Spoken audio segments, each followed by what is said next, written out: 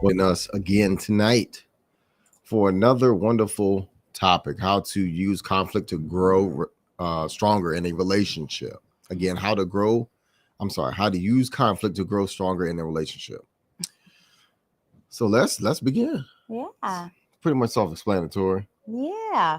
But as always, we like to utilize different ways of presenting tips and information that, we genuinely always kind of cover here, but how you can use it in different scenarios. And in particular, conflict is a big one. It's a part of any relationship. It's normal, usually, because, it's two people combining worlds and you're combining different needs, different wants, different values, different expectations, different experiences. So, with that in general, it's going to lead sometimes to conflict. Hmm. Yeah, that's true. But conflict is not necessarily a bad thing. So, in fact, conflict can be a healthy part of a relationship if it is handled in a constructive way, which we are going to talk about tonight. Yeah, yeah.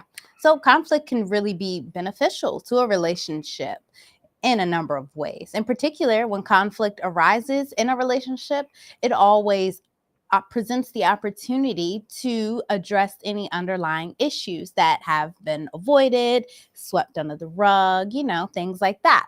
So, by talking about these problems and working together to find a solution, couples are able to strengthen their bond and ultimately their relationship. Yeah. So, conflict can force couples to communicate more openly Yeah. and honestly with each other if you choose to. Right. So, this can lead to a deeper understanding of each other's needs and wants, which can make the relationship more fulfilling. Yeah. Yep. And couples, when they're able to resolve conflict in a healthy way, it'll help build trust and intimacy, which is super important because this shows that, hey, each spouse is committed to making things work and being together and willing to do so, like you were saying, even when things are difficult and hard. And that's a great relieving feeling for someone, especially when you know that life is always going to bring you, ups and downs and twists and turns. But when you know that you have a spouse that's willing to work with you, it can make a big difference in your trust and intimacy. Yep. Conflict can help couples to clarify their values and priorities in life, your barriers, your restrictions, all of those things. So, Yeah. this is because it forces them to think about what is most important to them and what they are willing to compromise on. Yeah. Or not compromise on, too.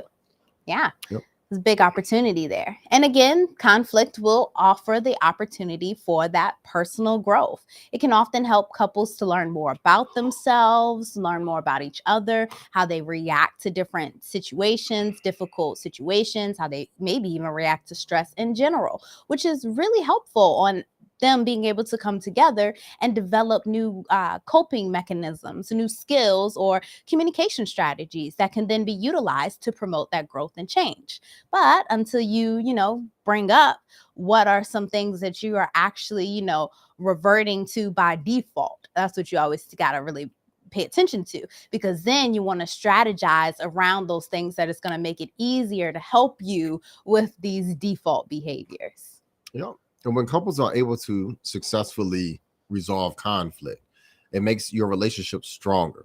Yeah. This is because it shows that they are able to work through difficult times together and that they are committed to making the relationship work. Yeah.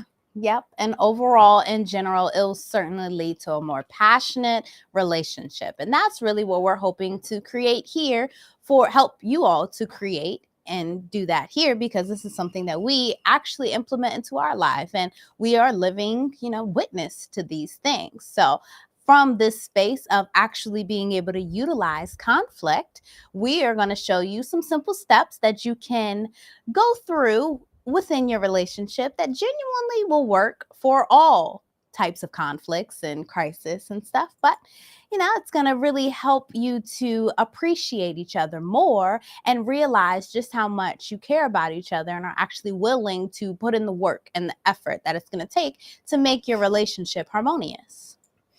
Yep. It is important to note that conflict is not always beneficial to a relationship. So, Yeah. if conflict is not handled in a healthy way, it can lead to resentment, anger, and even breakdown of the relationship. So, however, when conflict is handled in a constructive way, it can be a positive force for change and growth.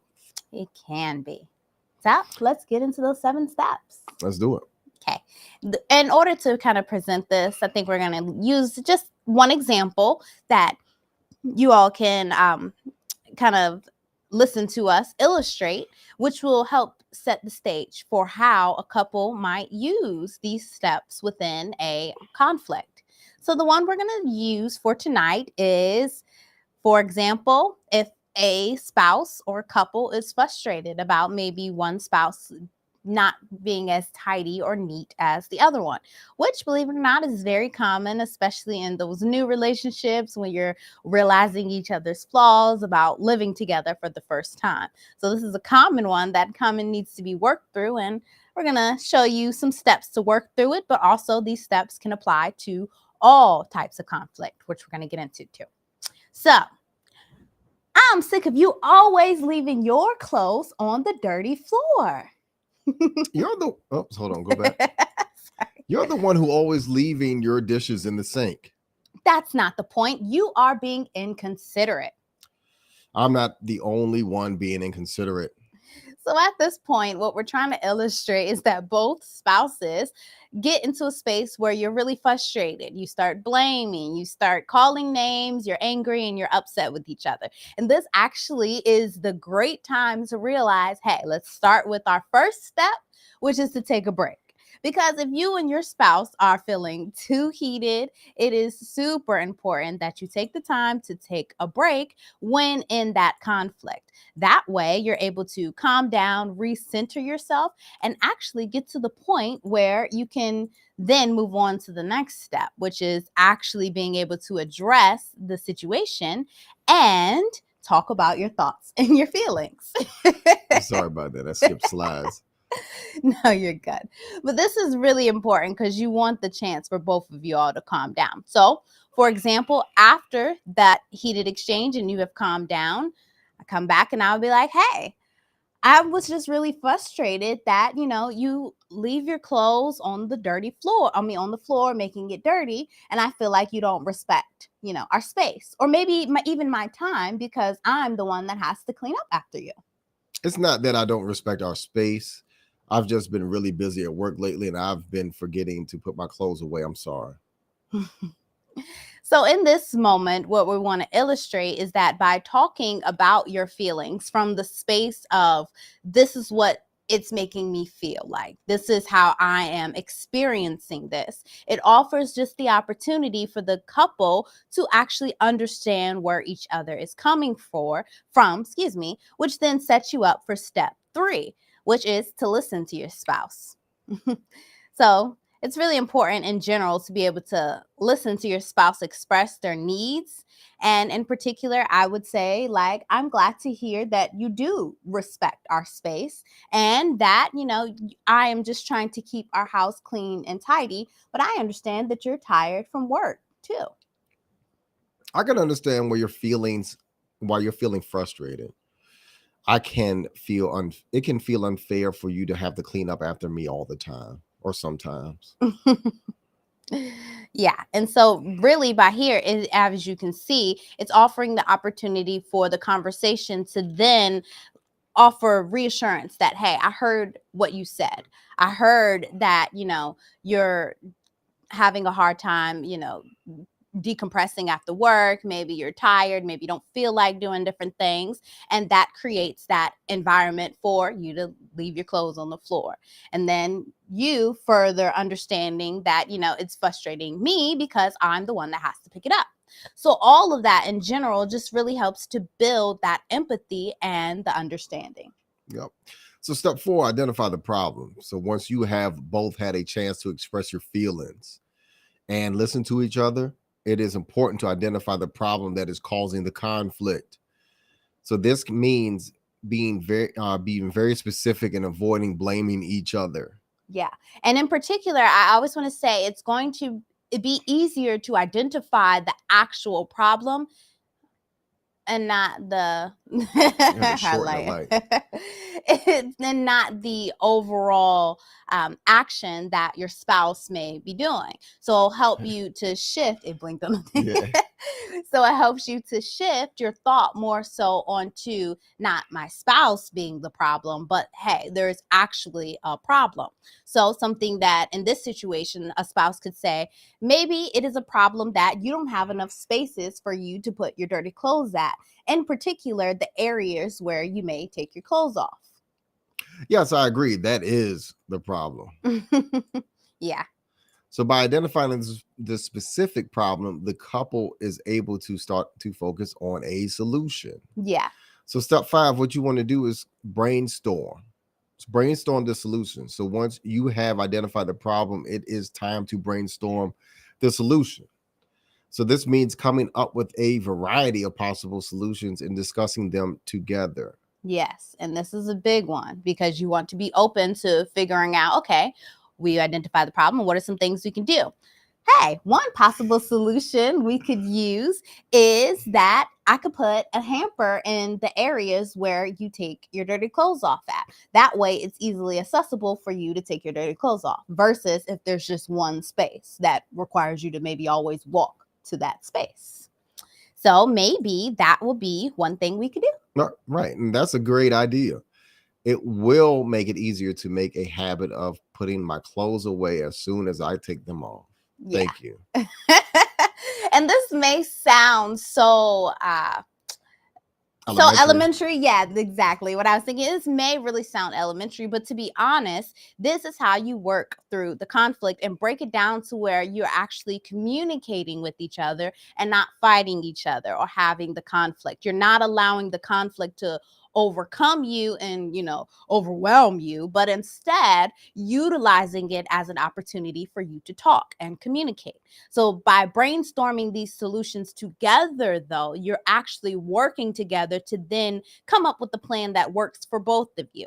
And you want to be able to reassure each other in this time too. Like, hey, yeah, I think that is a great idea. Or maybe, I don't really like that idea so much. Follow up with another idea that you think will then work. Not saying that this is going to be a quick thing to do, depending on how, big the problem is, how many solutions you guys can come up with. It may take, a couple days before you have actually gotten to the plan that you can actually implement. Sometimes you're still in the planning stage and it's not really much to implement because you're still trying to find that, harmonious sweet point in a way. Right. So, of course, this leads to step 6, making a plan. So once you have decided on a solution, it is important to make a plan for how you will implement it. Yeah. So that means setting specific goals and timelines. You're forming a strategy. Mm-hmm. So I would say something like, how about this? I'll pick up some hampers from the store tomorrow, and then that way put them in the spaces where you normally take your clothes off at. How many hampers would you like? Okay, thanks. Just give me one and I'll start using it. Okay. That it actually does help you both come on to agreement of, hey, I'm going to do this first, right? This is what's going to take place first. That's going to signal you to then, hey, I can go forward and follow up with my part of the plan.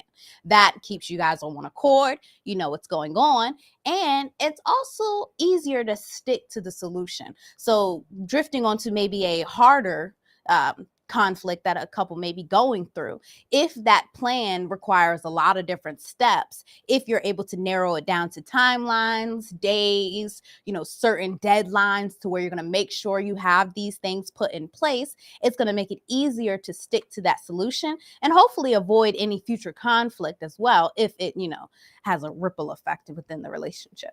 Yep. So step 7, check in with each other. So it is important to check in with each other on a regular basis to see how the solution is working. So this will help you to identify any problems early in the relationship and make necessary adjustments. Yeah. And I think this is a very important step that's often forgotten about, because sometimes you can go in and you're working through the problem, and maybe, things, you start implementing some things and it works for one spouse, but it doesn't work for the other. Offering this check-in time helps to make sure that you both are still in agreement on what needs to take place and how you all are moving forward. So, for example, after some time has gone by, I would make sure to come back to you and say, hey, how is the hamper going? It even is a great idea to throw in, maybe if you have noticed that things have improved, to let your spouse know that, hey, I've seen these improvements in you. Thank you for doing this. Thank you for no longer leaving the clothes on the floor. Are the hampers working well for you? Yes, it's great. It's much easier to put my clothes there instead of the floor. I appreciate it. Yeah, I'm glad to hear that. Problem solved. Again, this was a very simple solution, that a simple problem that was able, to come into one simple solution to keep things, easy to illustrate for you all. But truth be told, this could really work for all types of different conflicts. But in particular, I do want to make mention that these steps tackle 3 essential tools that are really needed in order to work through any conflict. And the first one, of course, being communication, because each of these steps emphasize the importance of being open and honest in your communication with your spouse throughout each step. You can't run away. You can't back down, not being open, not being willing to talk about and communicate during these things, because in general, communication is essential for any conflict and for any issue that may come up. Yep. And then number 2, empathy. The steps also emphasizes the importance of empathy. So this means trying to understand and appreciate your spouse's perspective. So even if you don't agree with it, this can help you to build trust and understanding, which is essential for resolving conflict in a healthy way. Yeah. So you're talking about maybe even your hard conflicts, to where you just flat out don't agree with, what your spouse may have done or something like that, but you are looking for understanding. Right. Whenever the conflict arises, you want to allow it to offer an opportunity for you to understand what made it available for this conflict to come about. What was like the open door that was left that maybe we should have closed or addressed earlier in the, relationship, that maybe could have prevented things from happening. Or even something like, if it's personal with your spouse, for example, say they're going through something and it's something that you aren't quite aware of. By looking to find this understanding and to be empathetic, it can give you a peek into their mind that can maybe also to give you a heads up on maybe any future conflicts that could come about. Mhm. And problem solving. So this step also focuses on problem solving. So this means working together to find solutions that work for both spouses. Yeah. So this shows that both spouses are committed to the relationship and are willing to work together to overcome all challenges. Yeah. One thing that works for me is understanding that I'm in this relationship and I refuse to let it fail. Mhm. I'm in this committed relationship and I took a vow to be in this relationship until the end. I'm not going anywhere.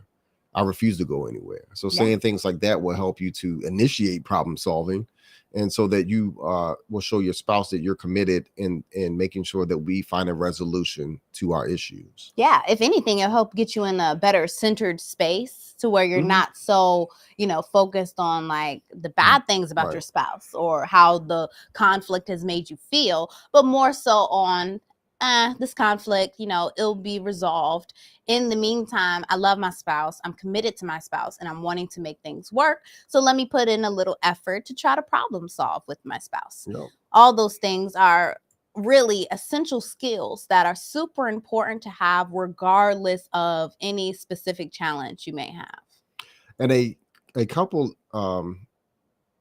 so these are essential skills for any relationship, regardless of the specific challenges you may be facing. So a couple is arguing about how to spend their money. Mhm. They can use these steps to identify the specific problems they are having with their specific habits, brainstorm solutions together, and make a plan for implementation of these solutions. Yeah, money's a big one. So that's a big thing to look at personal habits if it is, a problem within the relationship. And then, like you said, brainstorming solutions. Another one, communication issues. Though that's a big one because that's how we get a lot of irreconcilable differences when it comes to divorces and stuff. So a couple that is arguing because they, feel like they're not communicating effectively, at being able to go through these steps in particular will allow them to talk about their thoughts, to talk about their feelings, to then listen to their spouse's perspective, and then identify ways that they can improve their communication.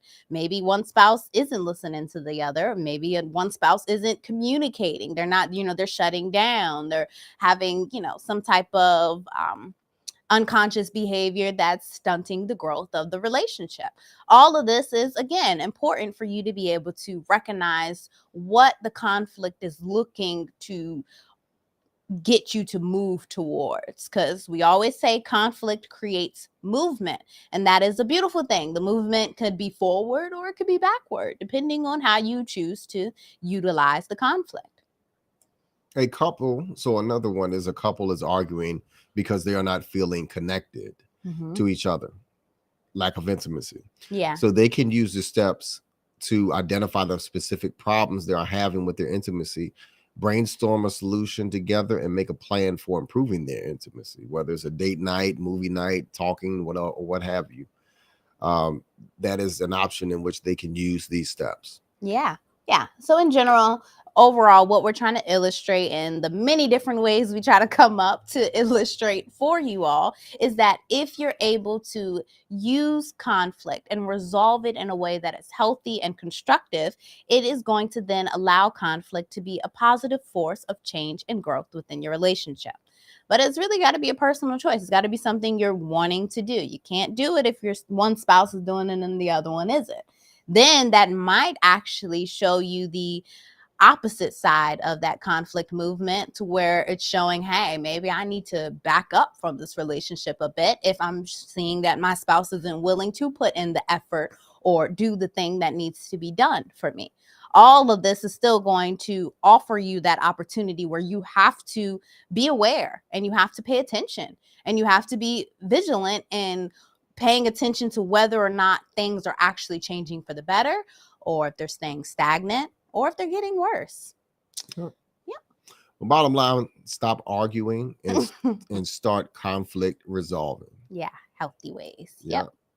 So with that being said, this is a live call-in show. So do anybody have any comments, concerns, questions, or anything that you all like to, any topics that you would like for us to talk about next time? Let me check on in. We welcome and we open up to those, and we do talk about these topics as we do get information from viewers that they will want us to cover specific topics, and we're more than you all are more than welcome to do that. You can also leave comments anonymously at www.wifeconomics.com/submit a question. There you will find a way to communicate with us, or either you could DM us or whatever. Yeah, we've had DMs, Facebook messages. What is it? Is that called DMs too? Same thing. Direct messages.